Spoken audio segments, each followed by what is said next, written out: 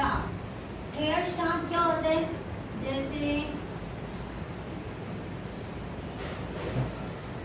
ये हमारे हेयर्स है ना, ये क्या है? हेयर। तो ये क्या हुआ? Hair shaft. अ सिंगल बाल, single hair called a hair shaft. एक सिंगल बाल को हेयर शाफ्ट बोलते हैं। तो मैं आपकी एक बाल को ले लेती हूँ, दैट इज हेयर शाफ्ट। मैं एक बाल की बात करूंगी, एक बाल से समझ जाओ कि हम पूरे हेयर्स की बात कर रहे हैं, राइट? तो ये है हेयर शाफ्ट। इसकी 3 लेयर है। क्या है? Cuticle layer. क्यूटिकल लेयर जो है हमारी पहली लेयर है, ये हमारी फर्स्ट लेयर है। क्यूटिकल लेयर क्या है? First layer. ये ओपन है, क्या देख रहे हो आप? Cuticle layer. ये सबसे पहली लेयर है, ये ट्रांसपेरेंट लेयर है, और ये हमारी बिल्कुल विजिबल लेयर है। विजिबल मतलब हम पहली लेयर आप देख रहे हो, पहली लेयर है, और जब ये ओपन होती है तो आपके हेयर डैमेज और मतलब ड्राई होते हैं, और जब ये लेयर क्लोज होती है मतलब बंद हो जाती है तो आपके बाल जो है आपके स्ट्रेट हो जाएंगे, सीधे हो जाएंगे, शाइनिंग आ जाएगी। आपने देखा होगा जब आपके बाल ऐसे हैं, है ना, अगर मैं अभी हेयर को अपने गीले करूँगी तो आपके बाल कैसे हो जाएंगे? स्ट्रेट। हेयर कटिंग करते हुए आपने देखा होगा कि लोग जो हेयर स्टाइलिस्ट है वो हेयर स्प्रे करते हैं, मतलब पानी से वाटर स्प्रे करते हैं, तो आपके बालों का जो टेक्सचर है वो स्ट्रेट हो जाता है। तो इट मीन्स आपकी जो क्यूटिकल लेयर है वो क्लोज हो जाती है, जिससे वो स्ट्रेट हो जाता है, राइट? ये हमारा फर्स्ट क्या है? Cuticle layer. And second is cortex. Cortex layer. Cortex layer क्या है? सेकेंड लेयर, ये अंदर वाली, ठीक है? ये हमारी कॉर्टेक्स लेयर है, राइट? अब ये जो कॉर्टेक्स लेयर है ये सबसे ज्यादा मायने रखती है। सेकेंड लेयर मोटी भी होती है और 80 to 90% हेयर इसमें होते हैं सेकेंड लेयर में। मतलब जो भी हमारे हेयर स्टाइलिस्ट हैं वो इसी पे वर्क करते हैं, किस पे? कॉर्टेक्स लेयर पे। अब कॉर्टेक्स लेयर में ना 2 चीजें पाई जाती हैं। One is pigment and second is bones. आपने सुना होगा हेयर कलर करते हुए आपके बोन्स को ब्रेक किया जाता है। बोन्स के बारे में सुना आपने? Yes ma'am. तो जो सेकंड लेयर है इसमें बोन्स बनते हैं, ठीक है, और पिगमेंट बनते हैं। पिगमेंट वही मेलानिन कलर जो हमारे हेयर में कलर बनाता है, इसमें पिगमेंट होता है। किसमें? सेकंड लेयर में, कॉर्टेक्स लेयर में।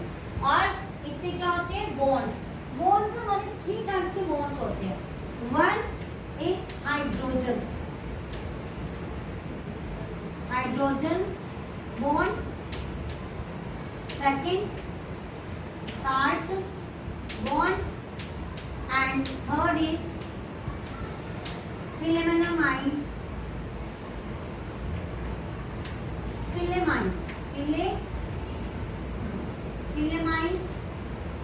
bonds।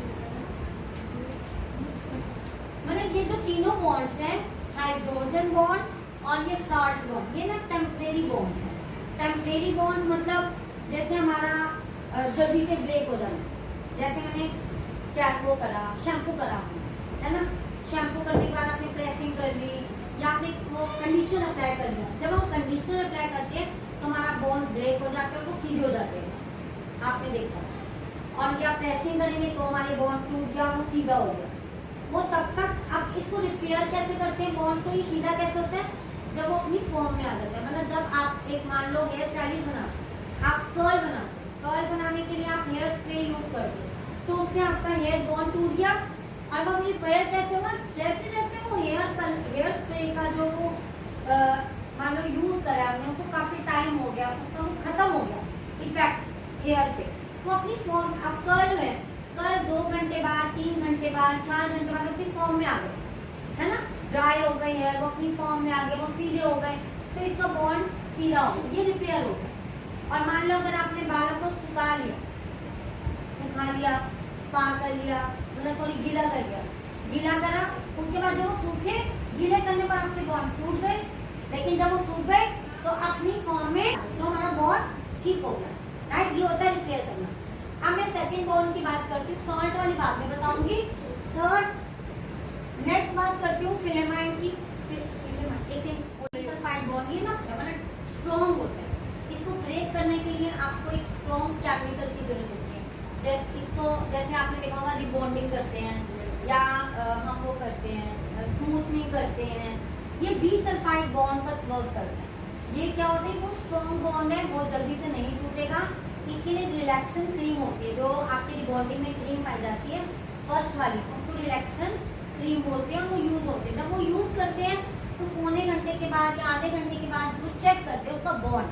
अगर उससे बॉन्ड टूट गया, बॉन्ड को ना टू टाइप में चेक किया जाता है। एक पैसे खींच के, अगर वो जरा सा खींच के देखते हैं, अगर जिगजैग बन गया तो समझ लो हमारा बॉन्ड टूट गया, और अगर नहीं जिगजैग बना तो बॉन्ड नहीं टूटा। और दूसरे में क्या करते हैं, नॉट लगा के देखते हैं हेयर को, अगर नॉट लग गई तो बॉन्ड टूट गया, अगर नॉट नहीं लगी तो बॉन्ड नहीं टूटा। तो इट मीन बॉन्ड को चेक करने के लिए हम एक रिलैक्सन क्रीम यूज करते हैं, उस बॉन्ड को तोड़ने के लिए। कौन से, डिसल्फाइड बॉन्ड को। ये स्ट्रॉन्ग है और इसको परमानेंट भी बोल सकते हो। और जो केमिकल वर्क होता है वो इस पे काम होता है। जैसे आप हेयर कर्लिंग करते हो, उसका जो बॉन्ड है वो आप डिसल्फाइड पे वर्क करते हो, जो हेयर स्टाइलिस्ट है। अब इसका रिपेयरिंग कैसे है, आपने देखा होगा जो रिबॉन्डिंग क्रीम के बाद एक हम एक न्यूट्रलाइजर यूज करते हैं। न्यूट्रलाइजर जो है वो रिपेयरिंग का काम करते हैं। न्यूट्रलाइजर यूज करने में आप हमें ऐसा लगेगा कि हमारा जो हेयर जिस बॉन्ड को हमने तोड़ा, जिस फॉर्म में हमने बाल ले लिया, वो उसी को उसी पोजीशन में करना, उसको न्यूट्रलाइज कर दिया। मतलब मान लो मैं कर्लिंग कर रही हूँ, तो मैंने अपने बाल को बॉन्ड को जब तोड़ा तो उसको कर्ल करने के लिए जो हमने न्यूट्रलाइजर यूज किया वो उसी फॉर्म को उसने फिक्स कर दिया। अगर मैंने स्ट्रेट किया तो वो स्ट्रेट फॉर्म फिक्स हो गई, और अगर मैंने कर्ल किया तो वो कर्ल परमानेंट हो गए। आपने सुना होगा परमानेंट स्ट्रेटनिंग, परमानेंट कर्लिंग। तो ये किस पे वर्क हुआ, न्यूट्रलाइजर। न्यूट्रलाइजर का क्या काम है, रिपेयरिंग। ये रिपेयर हो गया हमारा हेयर। अब मैं बात करती हूँ डिसल्फाइड बॉन्ड पर। ये जो हमारा डिसल्फाइड बॉन्ड है ये परमानेंट, आपको समझ आ गया ना, हाइड्रोजन और डिसल्फाइड। अब मैं बात करती हूँ सॉल्ट बॉन्ड पर। ये भी एक टेम्परेरी बॉन्ड है, ये बहुत इजीली ब्रेक होता है। ये किस पे डिपेंड करता है, आपके पीएच बैलेंस। किस पे डिपेंड करता है, पीएच बैलेंस पर।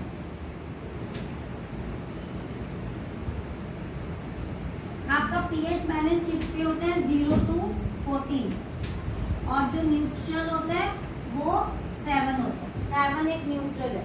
अब आप जंक फूड और हेल्दी फूड को ले लो, अगर आप कोई भी पीएच बैलेंस आपका 0 से 7 में आ रहा है तो आप समझो हेल्दी डाइट ले रहे हो, हेल्दी फूड हो रहे हैं, हेल्दी डाइट है, मतलब आपकी हेयर जो है वो हेल्दी में। और अगर आपका पीएच बैलेंस बहुत ज़्यादा, अगर आपने जंक फूड खा लिया है, मतलब आपने अपने हेयर में ज़्यादा केमिकल यूज कर लिया है, तो वो एसिडिक की तरफ जाता है, तो आपके वो जंक फूड पे ज़्यादा है। जंक फूड ज़्यादा खाओगे तो आपके हेयर क्या हो जाएंगे, ज़्यादा खराब हो जाएंगे ना, ड्राई हो जाएंगे, डैमेज हो जाएंगे। तो आपका जो पीएच बैलेंस है वो 14, जैसे आप हेयर करते हो, हेयर का पीएच बैलेंस जो आपका वो कलर का केमिकल है 0, उसका पीएच बैलेंस होता है आपका 13 to 17,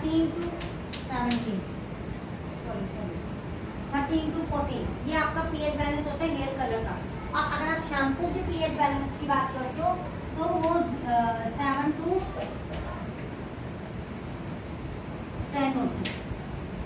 और उसके बाद देखो इसका पीएच बैलेंस ज़्यादा है, लेकिन अब आप शैम्पू करते हो आपके हेयर में इतना वो नहीं आता टेक्सचर।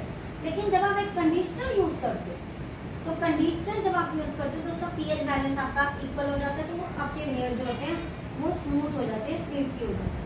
तो आपका ये जो सॉल्ट बॉन्ड है ये आपके पीएच बैलेंस के ऊपर डिपेंड करते हैं। और जो हमारा न्यूट्रल पीएच बैलेंस होता है 4.5 to 5.5, ये हमारा पीएच बैलेंस होता है।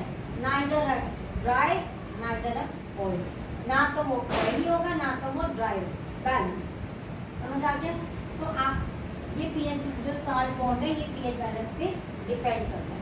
अब हम तीसरी लेयर की बात करते हैं, मेडुला।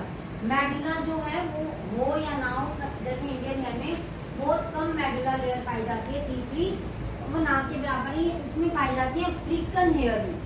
जैसे वो जिसका जितना ज्यादा मोटा बाल होगा ना, उसमें वो थर्ड लेयर पाई जाती है मेडुला, मेडुला नाम की थर्ड लेयर।